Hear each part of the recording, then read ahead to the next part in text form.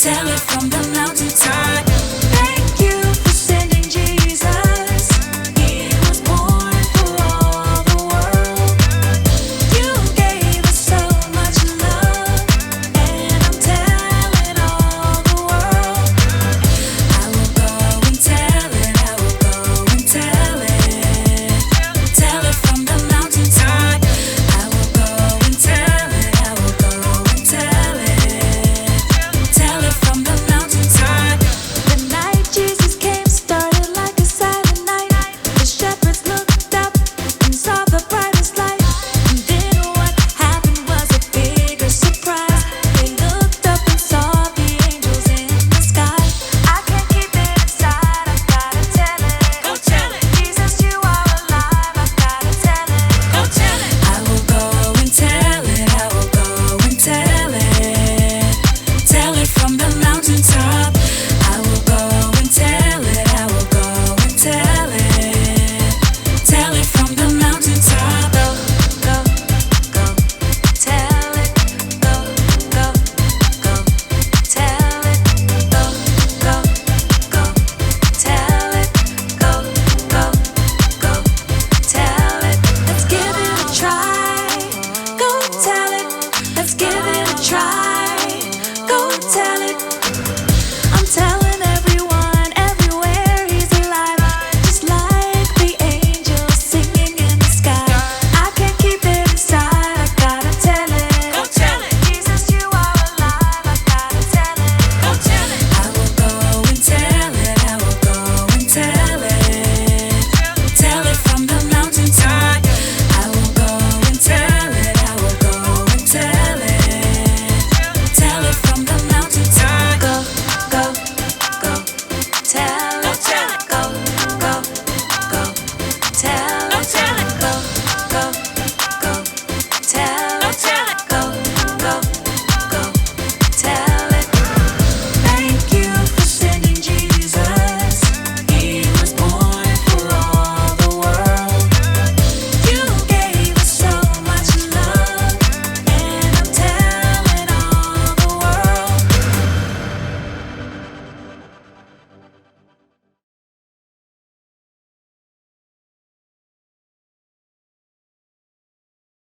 Welcome to Story Lab. This week, we're celebrating Christmas. Oh, and we're also doing this.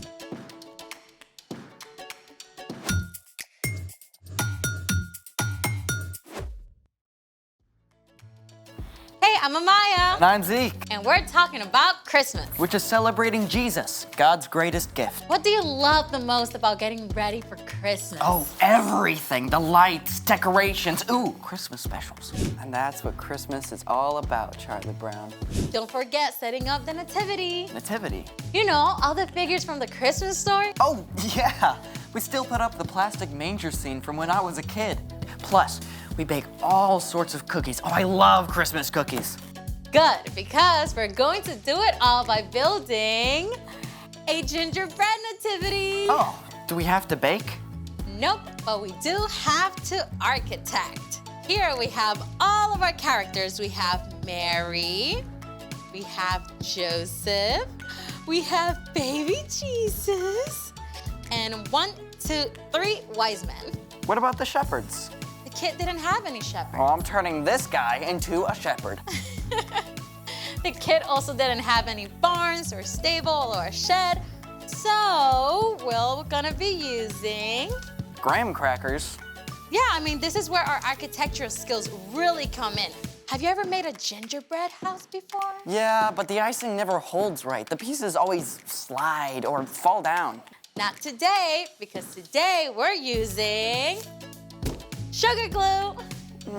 I'm not seeing glue. Well, that's because we have to apply superheat until it melts like lava. Oh, that's cool. Let's make it. Remember, do not do this alone. Grab an adult to help. All right, first step, pour the sugar into a bottom-heavy saucepan. Thank you. All right, that should be enough to start. Step 2, place the sugar on a burner on medium-high heat. Definitely grab a grown-up for this part.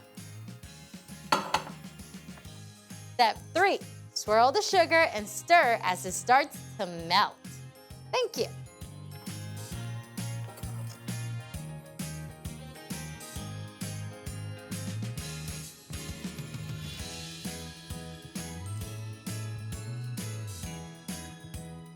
Oh, here it is. Ladies and gentlemen, we have glue. Woo! It's actually caramelized. Sugar, or sucrose, is a single molecule. When heat is applied, it kicks off a series of chemical reactions. These can form up to 1,000 different compounds that make up caramel. It's so complicated, scientists aren't even sure how it works yet. Step 5, keep your sugar glue warm while you build.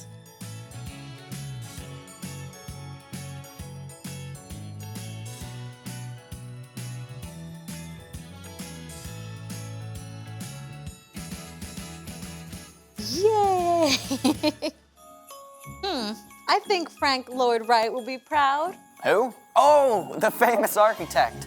Although I don't think Frank Lloyd Wright worked in gingerbread and sugar glue.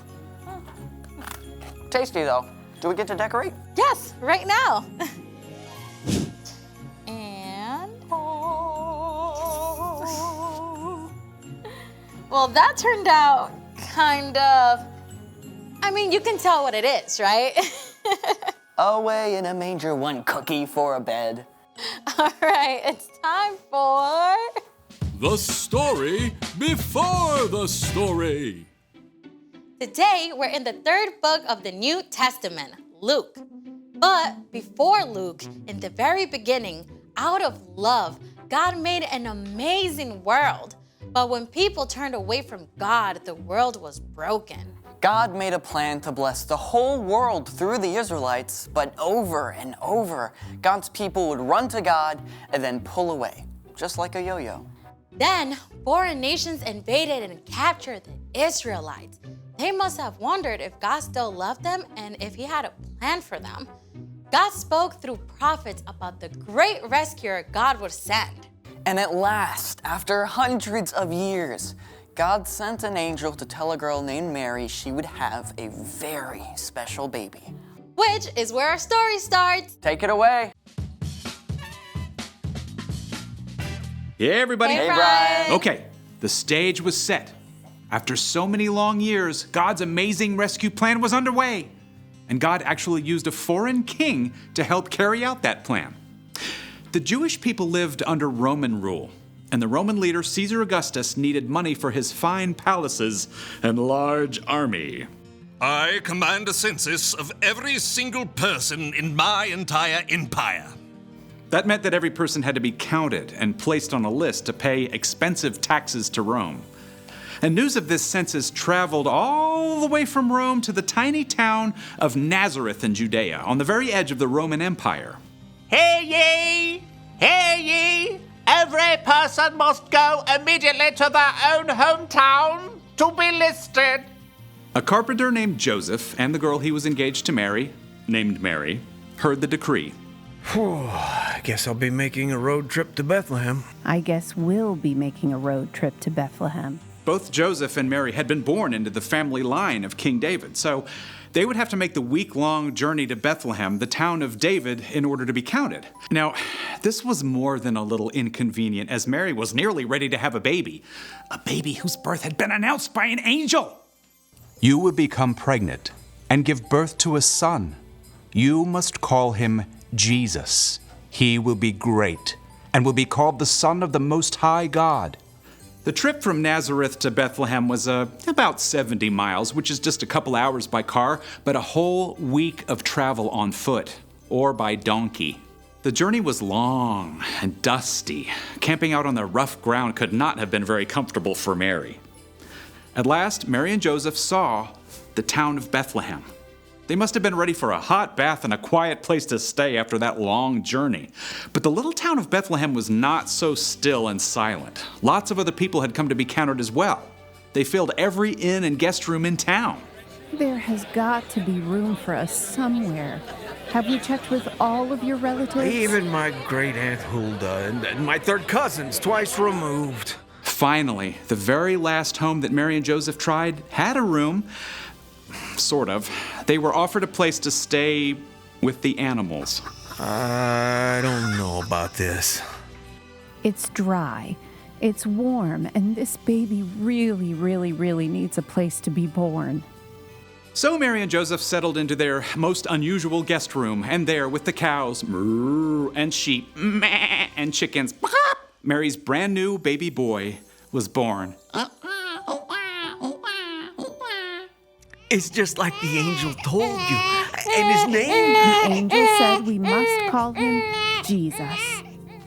Mary wrapped her baby tightly in long strips of cloth to keep him warm and cozy. There was no crib or cradle, so she placed him in a manger. The king of the entire world slept peacefully in the animal's feeding trough as Mary and Joseph looked on, and outside, the nighttime sky blazed with stars. God's very own son, the best gift ever, came into the world in the most unexpected way. And the birth announcement, well, I'm just gonna save that for later. Most amazing birth story ever. You know, nobody understood it then, but this tiny baby was going to grow up to teach and heal and show people what God was like. And then Jesus would choose to lay down his life and the whole world to defeat death itself.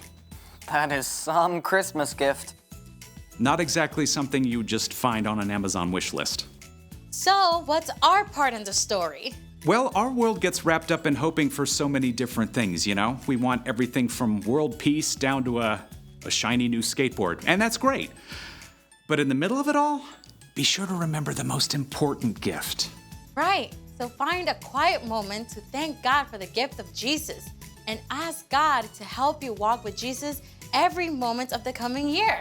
Yeah, because knowing Jesus is an amazing gift that you can open every single day. I think you've got it. So, Merry Christmas! Ho, ho, ho, ho!